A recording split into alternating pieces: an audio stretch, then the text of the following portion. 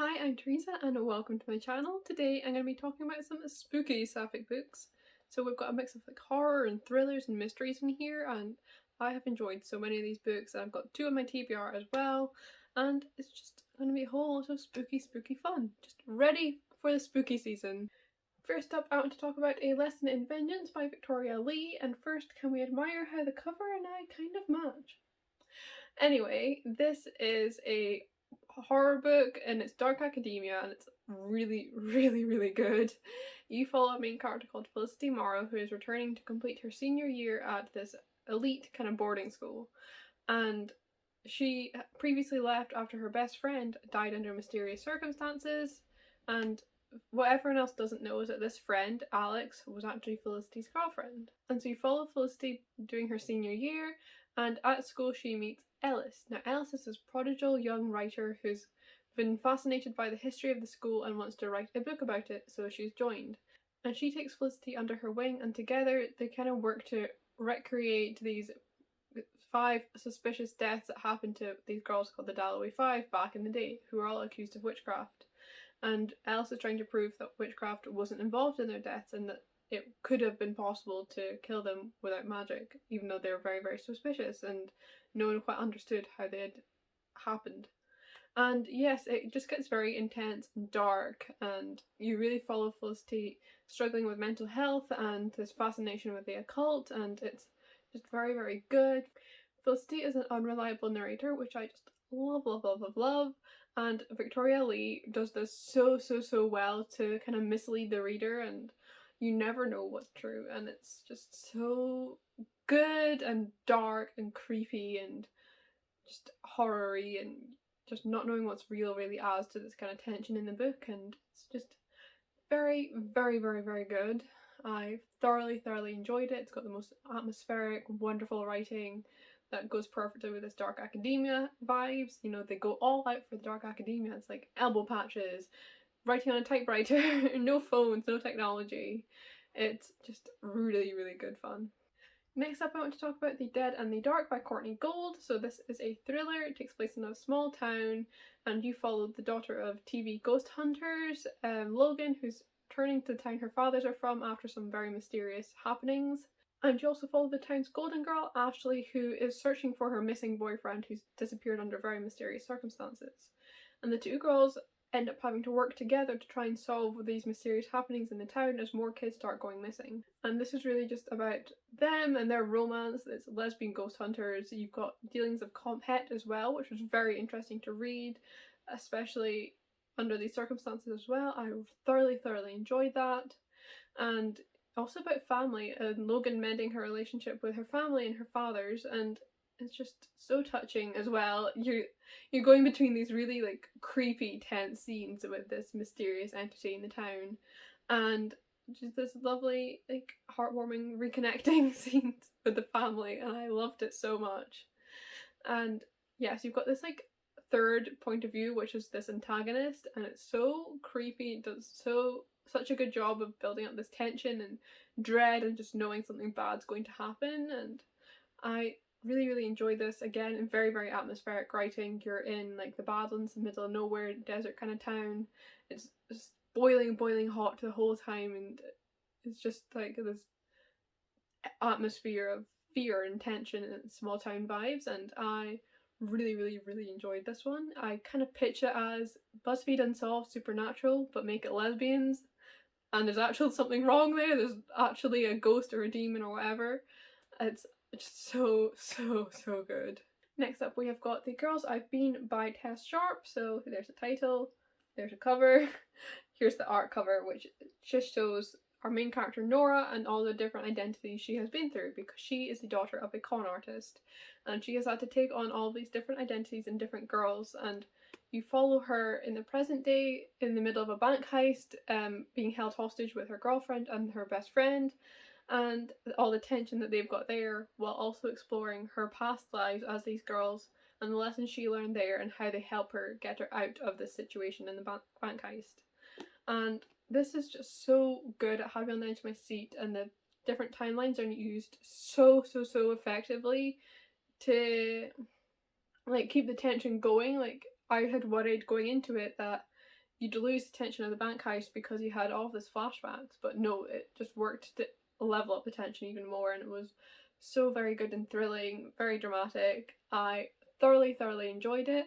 It does a very good job of exploring Nora's past lives and the consequences of that, the kind of abuse she's been through. It's very heavy, trigger warning wise, and just how that affects her mental health nowadays, and it's just very good. She's just such a badass, and her romance with her girlfriend as well. I love her girlfriend wears these like not Victorian, that's maybe a bit old, but these vintage dresses, and she's on her period, she has endometriosis, so she's really struggling through this bank heist, and I loved all this talk of periods and everything as well, but she's just so badass as well, and I loved her character so much, and just their relationship as well, and Nora's character development and all the really intense character work that you've got going on here is just so well done. This is definitely character driven more than plot driven, and just amazing. I loved unfolding kind of mystery of what happened in her past lives as well. Next up I have got Ace of Spades by Frida Abike Miede. So this is a high stakes YA thriller. It is fantastic. If you've not already read it, you need to hurry up and read it. It deserves all the love and hype that it has gotten. Just absolutely impeccable thriller. So this follows two queer black teens attending this elite private school. We have got Chiamaka, who's this like bitchy, mean head girl kind of girl. Love her so much. I love this kind of dynamic of having this bitchy mean girl character, but then giving her depth and development and everything and making her human. I love seeing that in books, and it's done very well here. And you also follow Devin, who's poor and gay, and he is really struggling with being in the school and just using it to get a scholarship to get out.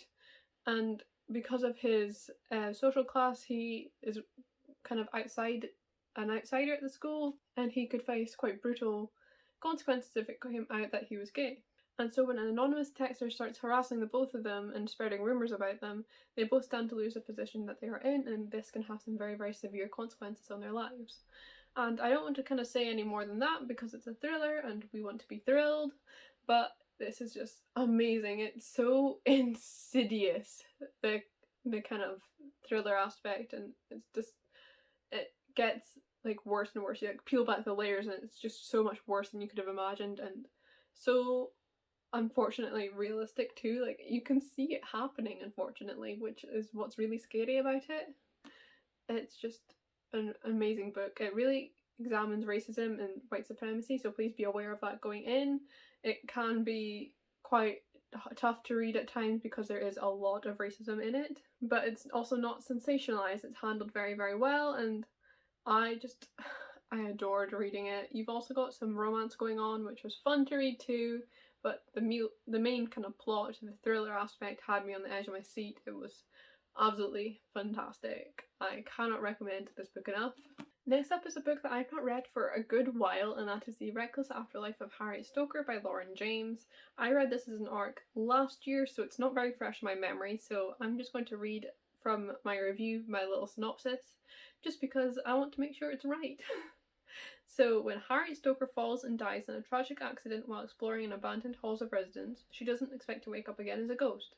She definitely doesn't expect to be surrounded by the ghosts of others who have died there, including the dozens who all mysteriously died in their sleep one night 25 years before. She's determined to learn all about being a ghost, unlock their powers, and leave to visit her grandmother and the ghost of her parents, and she'll do anything it takes. So this is like a horror thriller kind of mix. It's got this like supernatural elements of them being ghosts, and it really explores morally grey characters through Harriet's character. She is very determined to visit her grandmother, to get out of this halls of residence and to develop these powers that all the ghosts wake up with, and she doesn't seem to have done.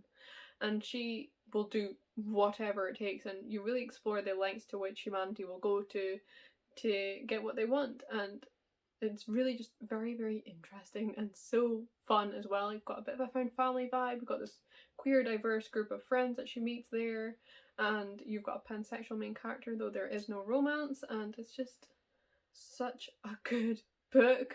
When I read it, I just loved it, and I loved how the horror element stemmed not only from these outside forces and the ghosts and all of the drama between all the ghosts living in this one building, but also from Harriet herself and the lengths to which she will go. It got really creepy and really like intense towards the end, and I just loved reading it. Next up we have got Beyond the Ruby Veil by Mara Fitzgerald. This is the first in a duology, with the second book due to release next year, I believe. And this is a dark YA fantasy. It is so very good. You follow a really morally grey, chaotic main character called Emanuela, who is just set to marry her best friend, who is also gay. Both of them are gay, in a kind of match for power, and his name is Alessandro. And this goes awry when it is discovered that she has a omen on her skin. This is a mark that appears on someone's skin, at which point everyone on this society is expected to hand themselves over to the water Kreia to have their blood turned into water, because it is a sure sign of death, and this is the only way that their little society can get water. Emanuela has had this sign on her body for years, and she's not died as you're supposed to do, and so she's just never handed herself over. But when the mark is discovered, she has to kind of fight her way out and avoid getting taken by the water Kreia to be killed, and this leads her and Alessandro on this little adventure, and you just really see the extent to which she will go. It has some like horror elements in this book and some creepiness and like grossness as well, with this magic, this blood magic, and it's just a really like dark, fun fantasy, a good fun time. It's just this chaotic, morally grey character who is really trying to do her best to save her kind of little society, but also at the same time probably also dooming them in the process. And this society was really fun as well, because it's a city and it's inside a dome, and they only know their city, they don't know anything beyond the dome, they can't go beyond it.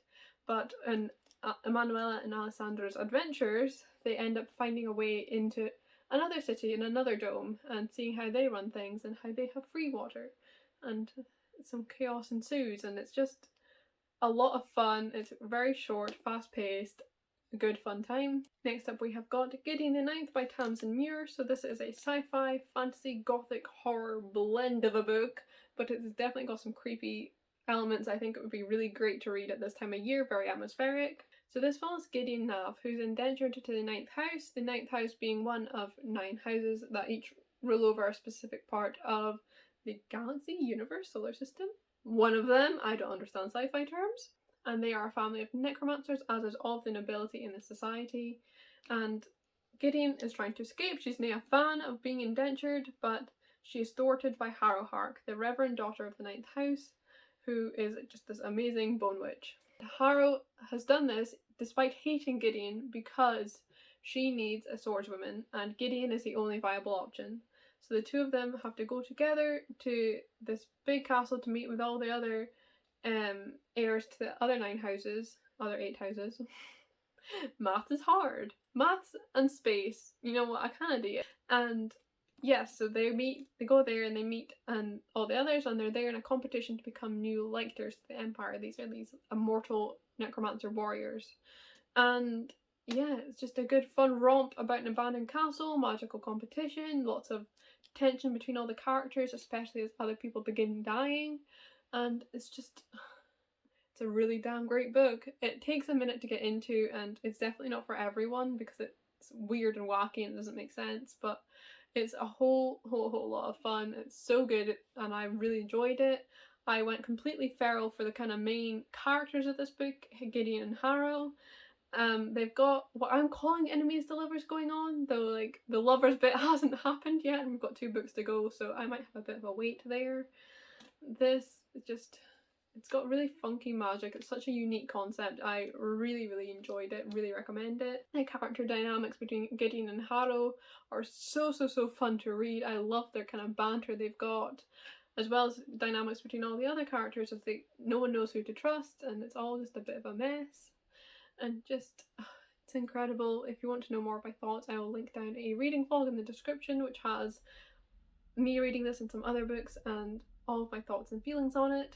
Next up we have got Sawkill Girls by Claire Legrand. This is a horror YA novel. It is so good. So in this book you follow 3 girls living on Sawkill Rock, this little tiny island. And you follow Marion, the new girl, Zoe, who is reeling from the loss of her best friend who's mysteriously disappeared, and Val, the queen bee. And on this island everything is so idyllic, but Girls have been disappearing for centuries and no one's done anything about it until these three. And this is just such a good book. It's a floppy paperback, so like, what more could you want? Get yourself a floppy paperback. And yes, this is just so spooky. I really didn't know what to expect going into it because that synopsis doesn't give you much, but I don't want to give you any more than that. But it was just so creepy, and like watching it all progress, and this antagonist, it really like was creepy and not very fun, but also very fun because I do enjoy reading a horror book. And it's also got like a really big like feminist focus and like girl power, which I loved reading. I loved the relationships between these three girls.